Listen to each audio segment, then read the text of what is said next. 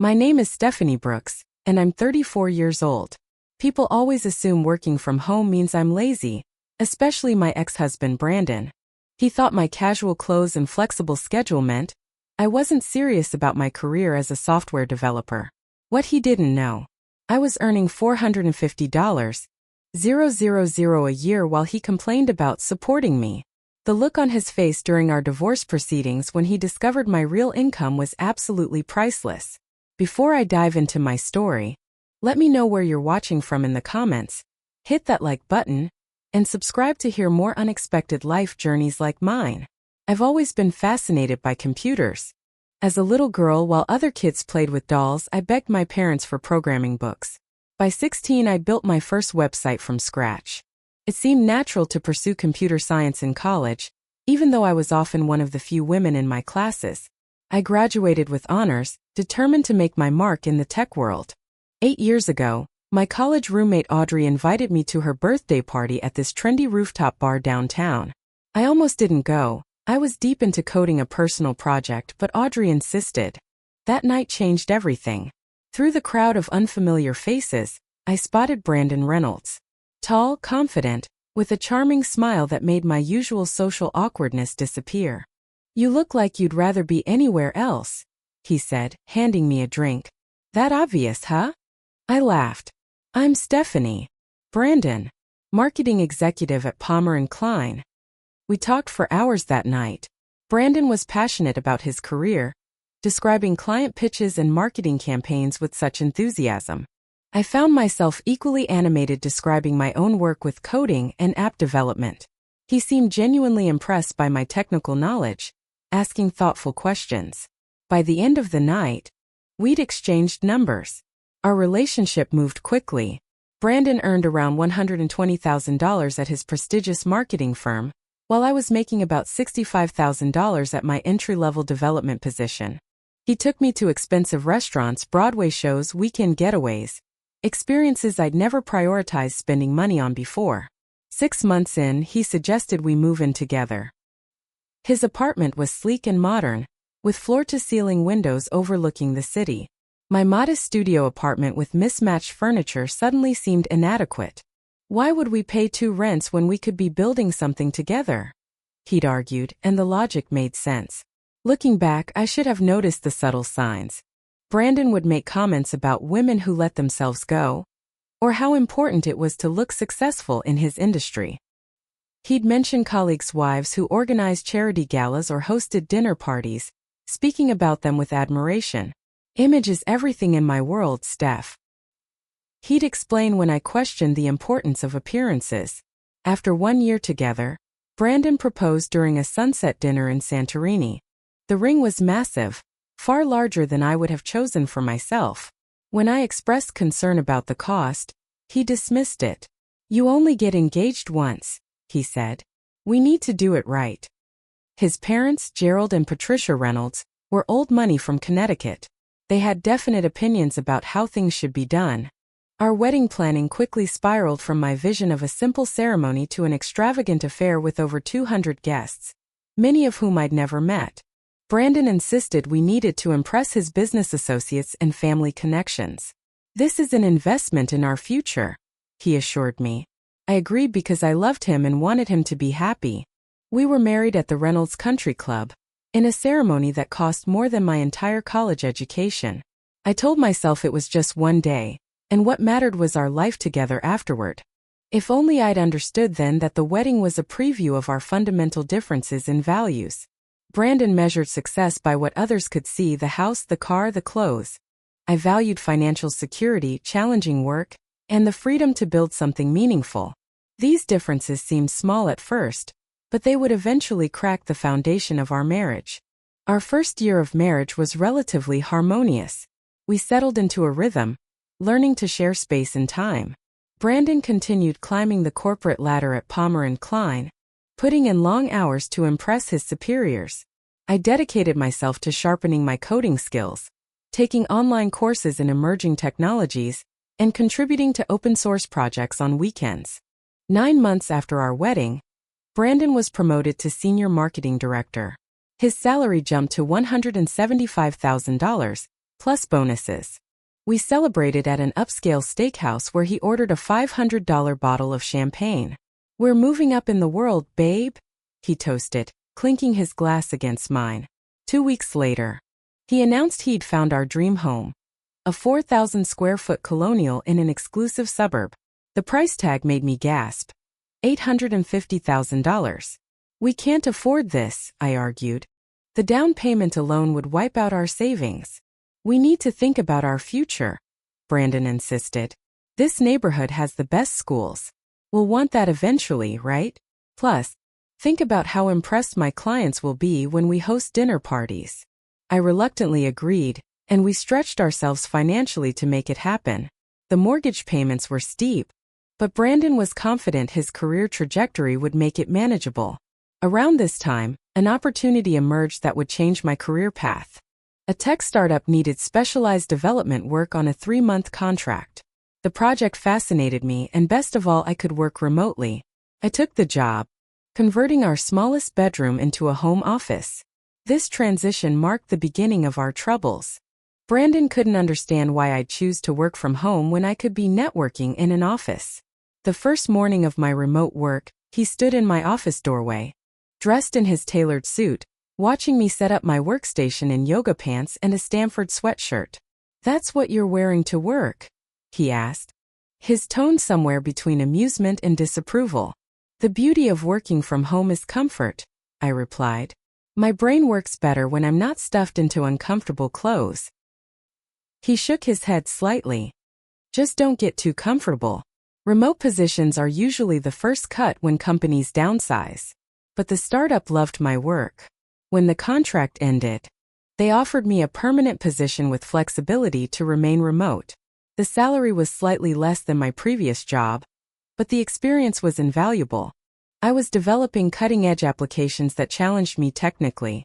As months passed, Brandon's comments about my appearance became more frequent.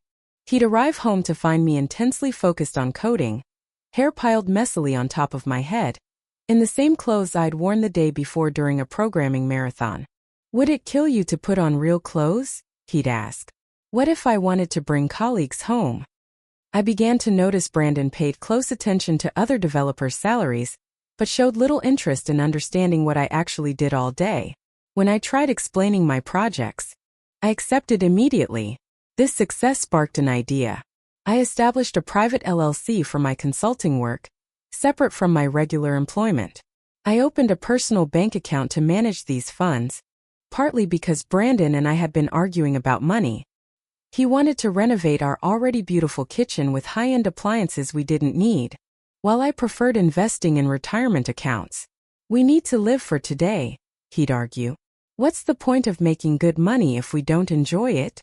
Rather than fight, I decided to manage my consulting income independently. This wasn't about hiding money.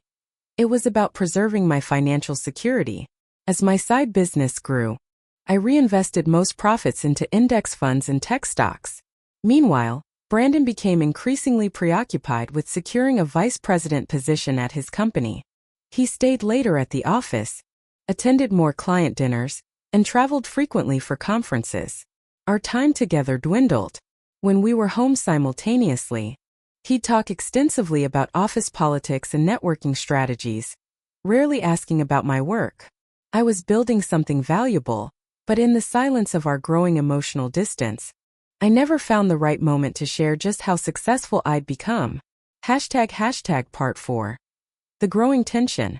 As our 3rd anniversary approached, the emotional distance between Brandon and me stretched wider. He was spending more time at the office, frequently not coming home until after I'd gone to bed. His entire identity had become wrapped up in pursuing the coveted VP position at Palmer & Klein. Meanwhile, my consulting business was thriving beyond my wildest expectations. I'd secured contracts with 3 Fortune 500 companies, developing specialized security protocols that commanded premium rates. One Tuesday, while Brandon worked late, I received an email confirming my biggest contract yet, $175,000 for a 6-month project. I celebrated alone with a glass of wine and takeout sushi at my desk, continuing to work until midnight. Brandon arrived home as I was finally shutting down my computer. "Still playing on your laptop?" he asked, loosening his tie. His eyes were bloodshot from exhaustion. "Working," I corrected. "How was your day?" "Intense. The Jefferson account is a nightmare. Howard's breathing down everyone's neck about it." He opened the refrigerator, frowning at the contents. "There's nothing to eat in this house. Do you ever go grocery shopping?" I bit back a retort about his perfectly functional arms and legs that could carry groceries. "I've been swamped with deadlines. We could order something." He sighed dramatically. "I've had takeout 4 times this week already. Would it kill you to cook occasionally? You're home all day." "I'm working all day," I emphasized. "Just because I'm home doesn't mean I'm available for household chores." "Right," he said with unmistakable sarcasm. "Working." This exchange became our new normal. Brandon would come home to find me in comfortable clothes, hair piled on top of my head, deeply focused on complex coding problems. Rather than seeing dedication, he saw laziness. Rather than recognizing professional focus, he saw a woman neglecting her appearance and home. One morning, as Brandon was getting ready for work, I received an urgent email from a client about a security breach. Still in my pajamas, hair unbrushed, I immediately jumped into crisis management mode, coordinating with their IT team via video conference. Brandon walked into my office, immaculately dressed in his designer suit. "I'm heading out. Don't forget we have dinner with the Mitchells tonight at 7. I looked up briefly from my multiple monitors, where lines of code and security logs filled the screens. "I can't make it. We've got a situation I need to handle." His expression hardened. "This is the 3rd time you've canceled on the Mitchells. Do you know how important Scott is to my career? His wife is going to think you're avoiding her." "I'm sorry, but this is literally an emergency. A client's security system has been breached." Brandon rolled his eyes. "It's always something with your work. My colleagues' wives manage to support their husbands' careers and still look presentable." The comment stung, but I didn't have time to argue. "We'll talk about this later. I have to focus right now." He left without saying goodbye. After 14 hours of intense work, I successfully identified and patched the security vulnerability, potentially saving my client millions in data breach costs. When Brandon returned home around midnight, slightly drunk from dinner, I was still at my desk finalizing documentation. "The mysterious working wife emerges," he said sarcastically. "You missed an important night. I told you I had an emergency. Everything is an emergency with your little computer hobby. Meanwhile, I'm trying to build a real career." My patience snapped. "My little computer hobby paid our property taxes last quarter." "Oh please," he scoffed. "Your remote job barely covers your personal expenses. Let's not pretend you're the breadwinner here." I almost told him then about the contracts, the clients, the actual figures. As the months progressed, Brandon began spending more time with a particular group of colleagues, all men with similar views on success and gender roles. They'd go golfing on weekends or for drinks after work. He'd return home with reinforced ideas about how a successful man's wife should behave. "You should see Jason's wife," he'd say. "She organized this charity gala that had the CEO impressed. That's networking done right." Or, "Mike's wife always looks like she stepped out of a magazine. She makes an effort." These comments hurt, but I buried myself deeper in my work rather than confronting them. Meanwhile, I was flying to San Francisco for a secretive meeting with a major tech company, interested in implementing my security protocols. I told Brandon it was a small industry conference. 000, nearly double Brandon's salary. Yet he continued to make comments about carrying the financial burden and my lack of ambition.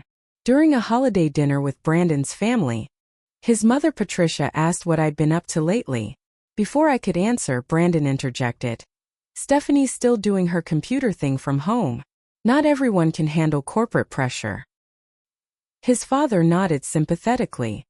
"Well, it's good you have something to keep you occupied while Brandon builds his career." I excused myself to the bathroom, fighting back tears of frustration. In that moment, I realized how completely unseen I felt in my marriage. Not just unseen, actively misperceived. The gap between who I was and who they thought I was had grown too wide to bridge. That night, lying beside Brandon in bed, both of us scrolling through our phones rather than talking. I considered being completely honest about my work and income, but something held me back. Perhaps it was pride, perhaps self-protection, or perhaps the sad realization that it shouldn't take a big income for my husband to respect my work. The beginning of our 5th year of marriage brought a seismic shift to our already strained relationship. Brandon had been positioning himself for the VP of Client Relations position at Palmer & Klein for months. He'd worked weekends, taken senior executives to golf outings, and even hired a personal stylist to ensure his executive presence was impeccable. When the announcement email went out on a Friday afternoon, Brandon called me immediately. "They gave it to Philip," he said, his voice tight with suppressed rage. "Philip Thompson. He's been with the company 2 years less than me." "I'm sorry," I said sincerely. "That's really disappointing. The worst part? He doesn't even have an MBA. Just an undergraduate degree from Cornell, and apparently that's enough because his uncle plays golf with the CEO." I tried to comfort him, suggesting we go out for dinner to take his mind off it, but Brandon insisted on staying home. "The hours I've put in. For what?" I sat beside him on the couch, genuinely concerned. "Maybe this is an opportunity to reassess. Are you happy there? You've been working yourself to exhaustion." He looked at me as if I'd suggested he quit to join the circus. "Reassess? This is my career, Stephanie. Not everyone has the luxury of treating work like a casual hobby they do in pajamas." The comment sliced through me. "My work isn't a hobby." "Right," he scoffed, pouring another drink. "Your little coding projects. Meanwhile, I'm out there in the real world, fighting for our future." I took a deep breath. "Brandon, I know you're upset about the promotion, but taking it out on me isn't fair." "You know what's not fair?" he countered, his words slightly slurred. "Coming home every day to a wife who can't be bothered to put on real clothes or cook a decent meal. Do you think Philip's wife sits around in sweatpants all day? No. She hosts dinner parties for executives. She makes connections. She supports his career." "I'm not Philip's wife," I said quietly, "and I have my own career." Brandon laughed bitterly. "Career?" I'd spent the day finalizing a sophisticated encryption algorithm that would become part of a major tech company's security infrastructure. The tension escalated the following week when Brandon announced we needed to attend his company's annual gala. "It's formal," he emphasized. "And after losing the VP position, you're choosing your laptop over supporting me? After everything that's happened." "It's not about choosing a laptop. This is work, important work with real deadlines and obligations. What am I supposed to tell people when I show up alone? Everyone else will have their spouses there." "Tell them I'm working," I suggested. "Because that's the truth." The night of the gala, Brandon stood in our bedroom doorway watching me prepare for my video conference. I'd set up multiple monitors and was reviewing complex technical documentation. He looked handsome in his tuxedo, but his expression was cold. "This is embarrassing," he said. "A wife should support her husband.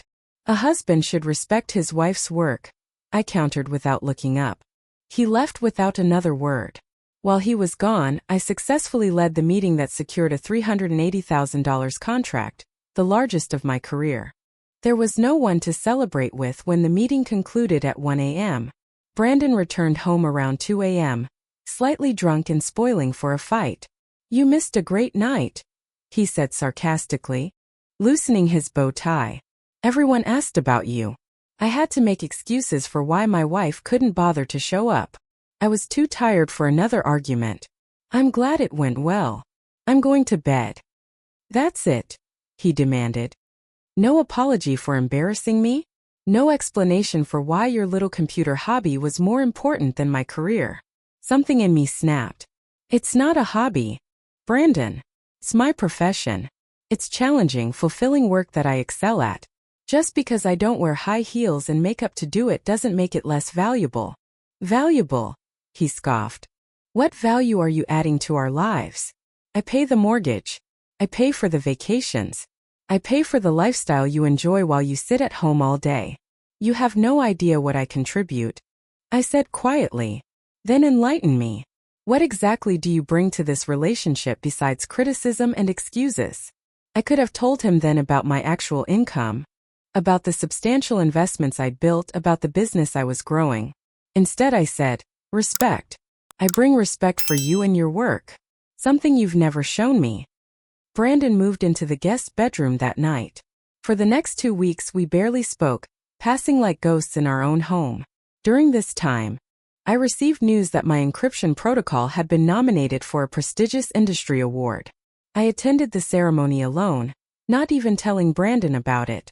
When I accepted the glass trophy, thanking my team and clients, I realized with crushing clarity that the person who should have been most proud of me didn't even know or care about this achievement.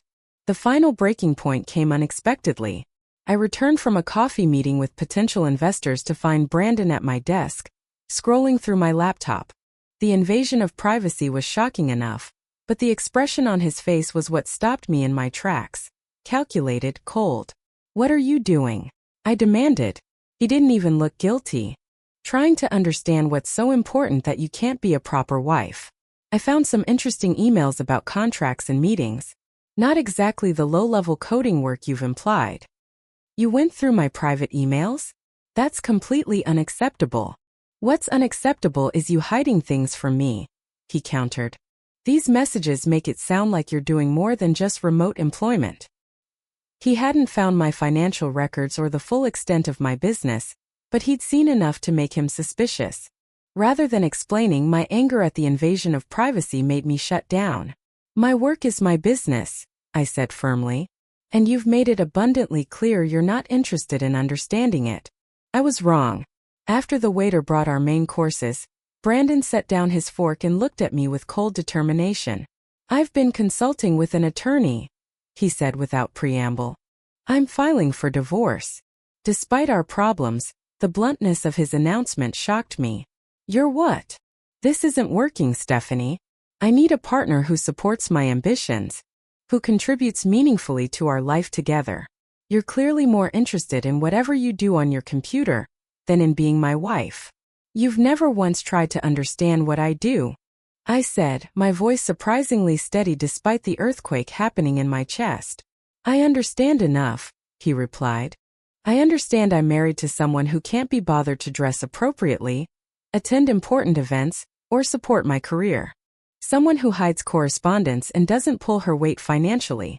I deserve better." The irony of his statement about finances almost made me laugh. But there was nothing funny about the situation. Brandon had made up his mind, had made it up weeks or perhaps months ago. "I'll have papers drawn up," he continued. "Given your limited income situation, I'm prepared to be reasonable about settlement terms." In that moment, looking at this man who had so completely misunderstood me, or perhaps never tried to understand me at all, I made a decision. I would not fight to save a marriage built on such a shaky foundation. And I would not yet reveal my financial situation. Let him proceed with his assumptions. The truth would come out during the disclosure process. "If that's what you want," I said quietly, "I won't fight you on the divorce." His eyebrows rose slightly, perhaps surprised I wasn't begging him to reconsider. "Well, good. That will make things simpler." We finished our meal in silence, each lost in private thoughts about the end of our marriage. Mine were surprisingly close to relief. Brandon moved out the following weekend, taking only his clothes and personal items. "I'll let my lawyer handle the rest," he said coldly as he wheeled his suitcase toward the door. He'd rented a luxury apartment downtown, closer to his office and the upscale lifestyle he craved. 3 days later I was served with divorce papers. The grounds cited were irreconcilable differences, but Brandon's initial filing painted a clear narrative. He had been the primary breadwinner supporting an underemployed wife who failed to contribute meaningfully to the marriage. His attorney, Lawrence Keller, had a reputation for aggressive tactics in high-asset divorces. The initial proposed settlement offered me a modest one-time payment and no claim to our home or any of Brandon's retirement accounts. It was clearly based on the assumption that I was financially dependent and would accept anything to avoid a lengthy legal battle. I contacted Amelia Hartman, a divorce attorney known for her meticulous attention to detail and straightforward approach. When we met in her sleek downtown office, I laid out my situation completely. including my true financial position. Amelia's perfectly arched eyebrows rose slightly as I showed her documentation of my business, contracts, and investments. And your husband doesn't know about any of this? He knows I work remotely in software development. He's never shown interest in the details, and I stopped trying to share them. After a while, it seemed easier to keep our finances mostly separate. She nodded thoughtfully. Did you deliberately hide your income from him? No, I said firmly. We have separate accounts by mutual agreement. He suggested it after we argued about spending priorities. My LLC and investment accounts are in my name, but I've never concealed their existence. He simply never asked. Amelia tapped her pen against her legal pad. Well, Ms. Brooks, I think Mr. Reynolds and his attorney are in for quite a surprise, but we need to proceed carefully. Let's not show our full hand until the financial disclosure phase. Our first mediation session was held in a sterile conference room at Keller's firm. Brandon sat across the table, looking confident in an expensive new suit. His attorney, a silver-haired man with an aggressive demeanor, opened with a lengthy speech about Brandon's generosity in the proposed settlement terms. My client has been the primary financial support throughout this marriage, Keller emphasized. He's prepared to be reasonable, but we expect acknowledgement of his contributions. Amelia smiled pleasantly. We appreciate Mr. Reynolds' perspective. However, we'll need complete financial disclosures from both parties before discussing settlement terms. My client will not be accepting the current proposal. Brandon looked surprised, then irritated. There's no need to drag this out, he said directly to me. You know our financial situation. Actually, I replied calmly, I think full disclosure is necessary. Keller interjected smoothly. If your client is hoping for alimony, I should warn you that Mr. Reynolds is prepared to provide extensive documentation of Mrs. Reynolds' underemployment, despite her education and capabilities. Amelia's smile never wavered. No worries. We're simply following standard procedure. Full financial disclosure is required by law, not by preference. As we left the meeting, Brandon caught up to me in the hallway. What are you doing? Stephanie? Why make this more complicated than it needs to be? I'm not complicating anything. I'm following the legal process. His expression hardened. Is this about money? Because if you think you're entitled to half my salary after contributing next to nothing. This isn't about your money, Brandon, I interrupted. This is about honesty and respect, two things that have been missing from our marriage for a long time. The next phase involved comprehensive financial disclosures. Both parties were legally required to provide complete documentation of all assets, income sources, and liabilities. Brandon submitted his promptly, obviously believing his financial position was superior and would strengthen his case. I spent a weekend gathering my documentation, bank statements, investment accounts, business contracts, client invoices, tax returns for my LLC, and profit projections. The complete picture was impressive even to me when laid out systematically. Annual income of $450,000, investment portfolio worth $1.2 million, and a thriving business with expanding client base. Amelia reviewed everything carefully. This is very thorough, she commented. Are you prepared for your husband's reaction? This will significantly change the dynamics of your divorce negotiations. I considered her question seriously. Part of me felt a petty satisfaction imagining Brandon's face when he learned the truth. But mostly, I felt sad that our marriage had devolved to this point, where financial revelations would matter more than the years we'd spent together. I'm prepared, I said finally. The truth needs to come out. As the disclosure deadline approached, I experienced a strange mix of emotions. There was anxiety about Brandon's reaction, but also a weight lifting from my shoulders. The constant pretense, the minimizing of my achievements, the acceptance of his dismissal, all of it would finally end. The morning we submitted my financial disclosures, Amelia called with an unexpected update. Brandon's attorney reached out. Apparently, your husband is having second thoughts about the divorce. He suggested marriage counseling. This sudden change of heart was suspicious in its timing. Had Brandon somehow gotten wind of my financial situation? Or was he simply realizing that divorcing a supposedly financially dependent wife was more expensive than he'd anticipated? It's too late for counseling, I said, feeling a calm certainty. The issues in our marriage go far beyond what therapy could fix. I thought you might say that, Amelia replied. I'll let them know we're proceeding with disclosure and the scheduled mediation. The night before our second mediation meeting, I slept poorly rehearsing scenarios in my mind. Would Brandon be angry? Apologetic? Would he accuse me of deception? By morning I was exhausted but resolute. Whatever happened, I would finally be seen for who I truly was: successful, capable, and valuable, regardless of whether I wore sweatpants or suits to do my work. The second mediation session was scheduled for 9 a.m. at a neutral location, a downtown law office with conference facilities. I arrived 15 minutes early, dressed in a professional but comfortable navy pantsuit. Amelia was already there, arranging documents on our side of the large mahogany table. Ready? She asked as I set down my leather portfolio. As I'll ever be, I replied, pouring myself water from the crystal carafe in the center of the table. Brandon arrived precisely at 9 a.m., his attorney Lawrence Keller following closely behind.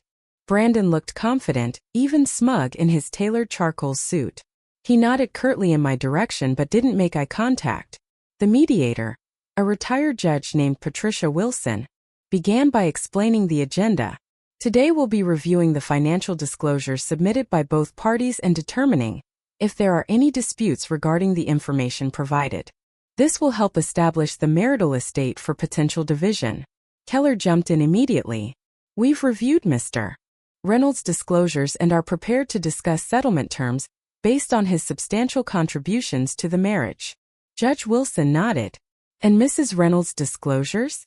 Have you had an opportunity to review those as well? There was a brief pause before Keller responded. We received those documents late yesterday and are still examining them.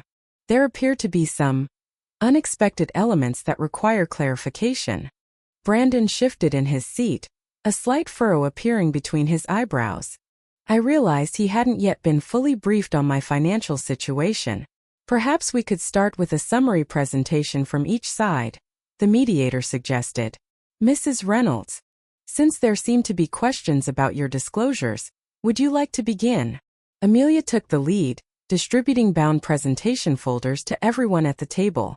As you'll see from the documentation, my client has been operating a highly successful consulting business specializing in cybersecurity algorithm development, in addition to her remote employment. She proceeded to walk through my income streams, client contracts, investment portfolio, and business growth trajectory. With each slide and explanation, Brandon's expression shifted from confusion to disbelief to something approaching shock.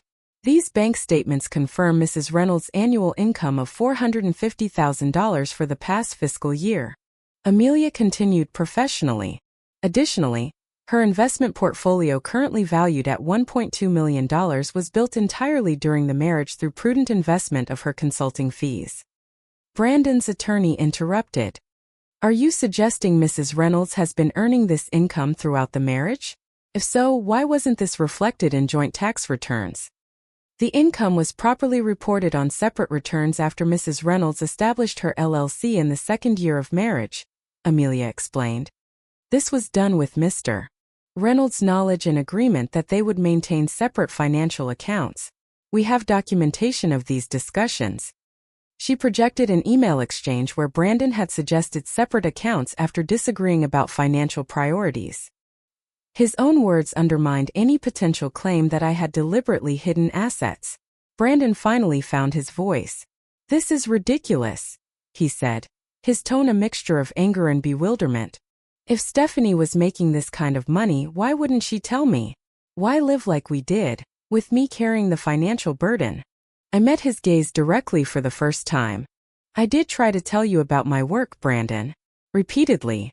You made it clear you weren't interested unless it came with a corner office and a title you could brag about at cocktail parties. That's not. As for our lifestyle, I continued calmly, the financial records show I contributed to 60% of our joint expenses over the past 3 years.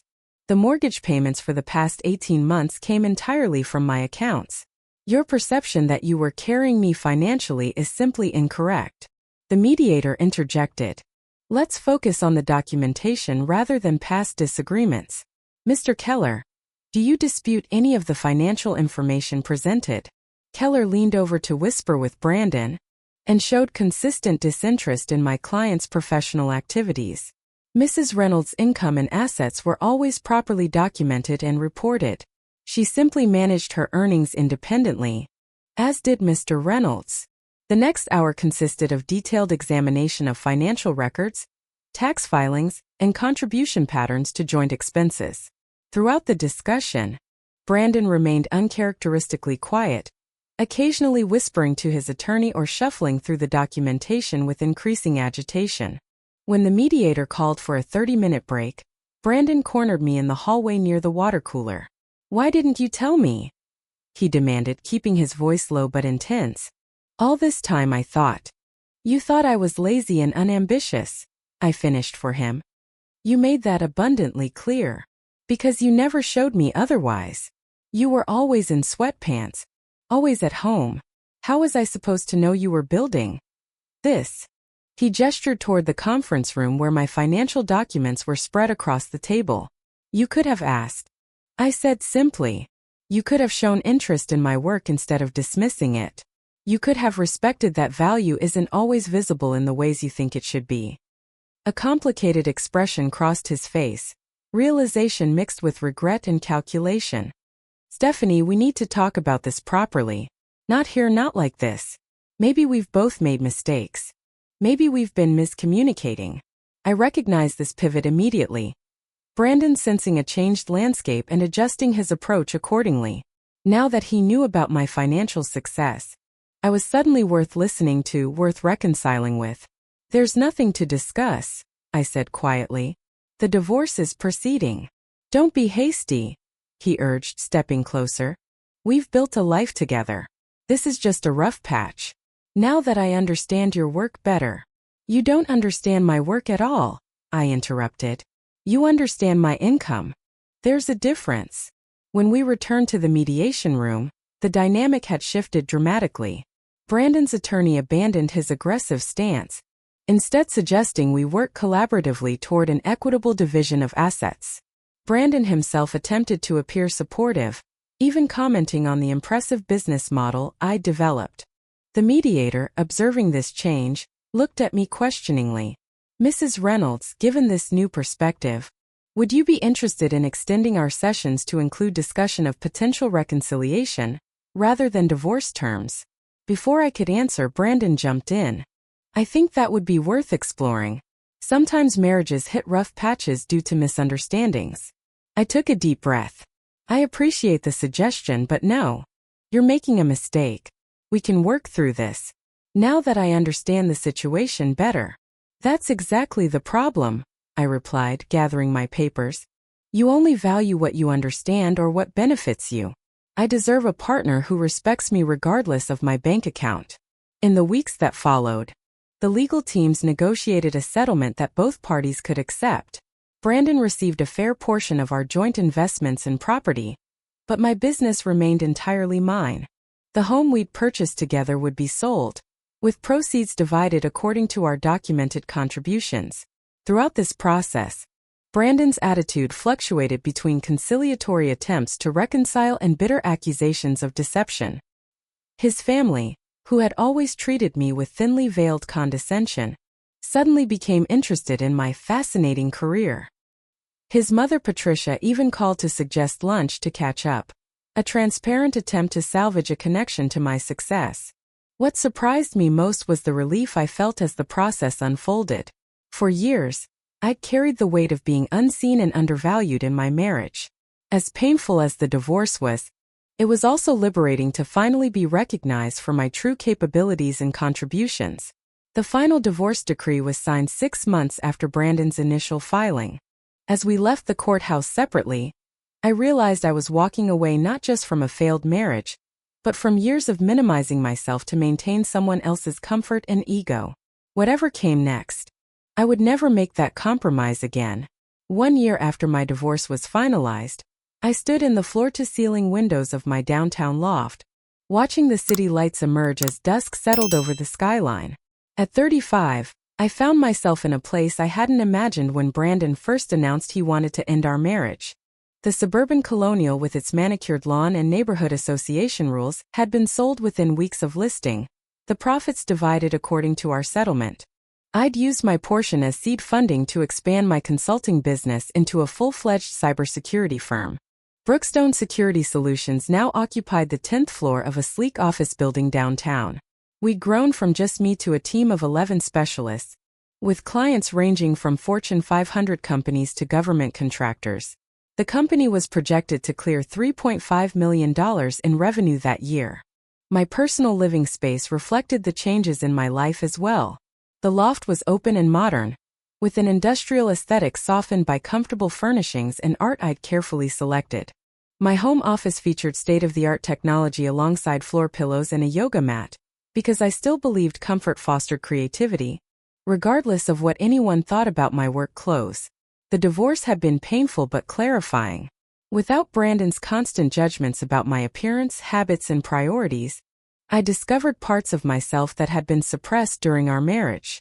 I took up rock climbing, joined a book club focused on science fiction, and learned to cook exotic cuisines for the pure pleasure of it, not because anyone expected me to play hostess.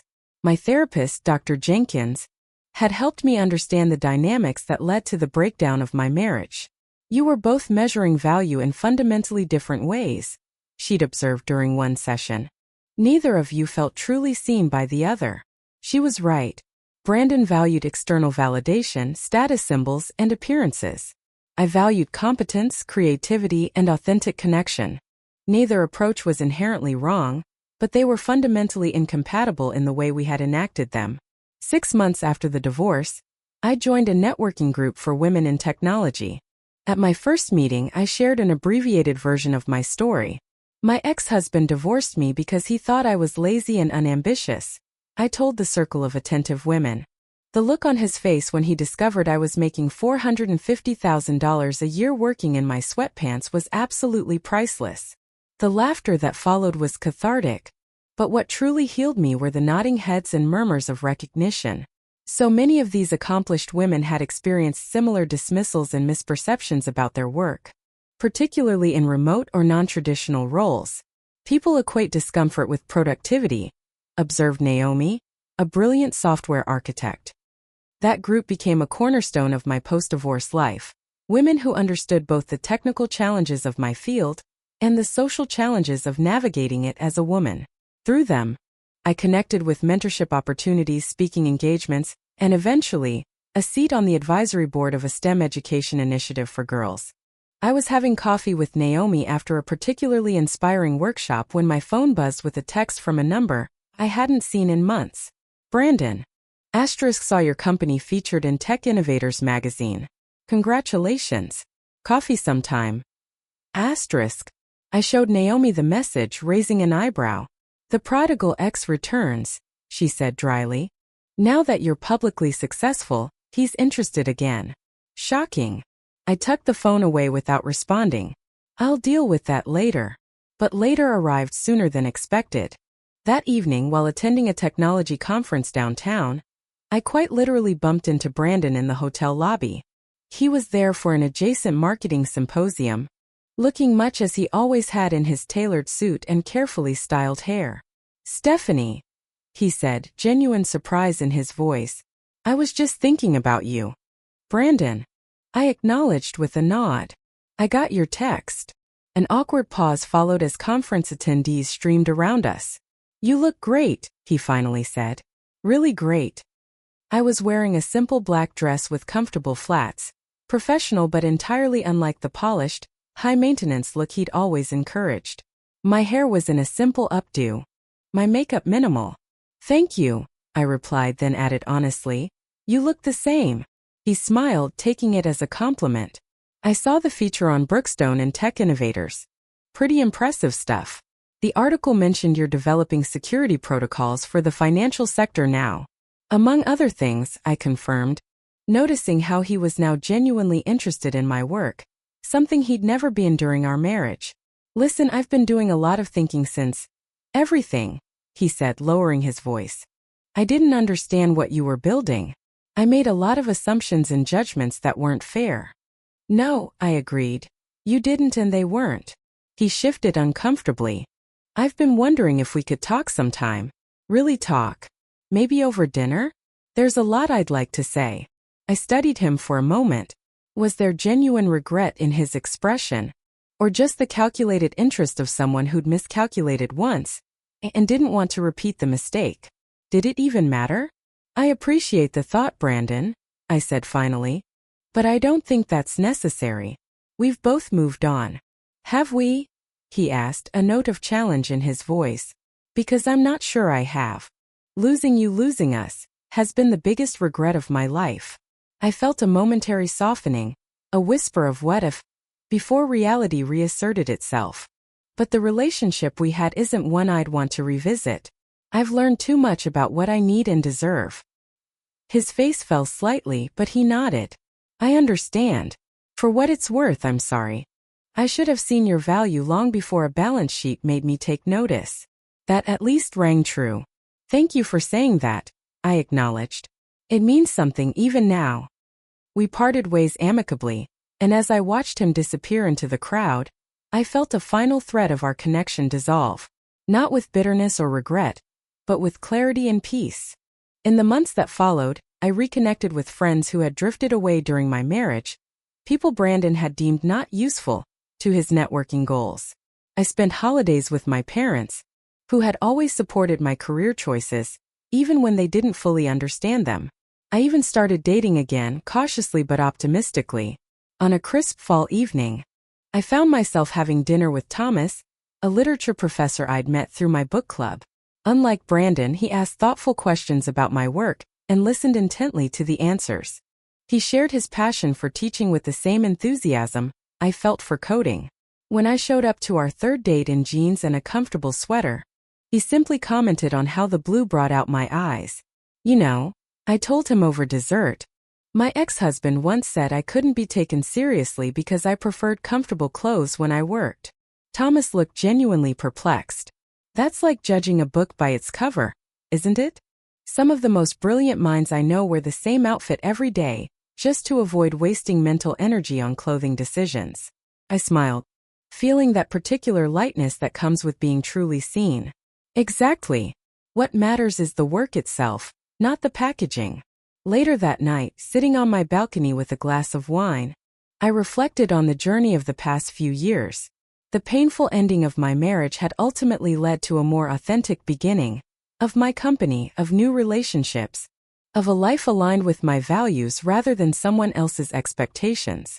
The most valuable lesson wasn't about money or success or even independence, though all of those mattered.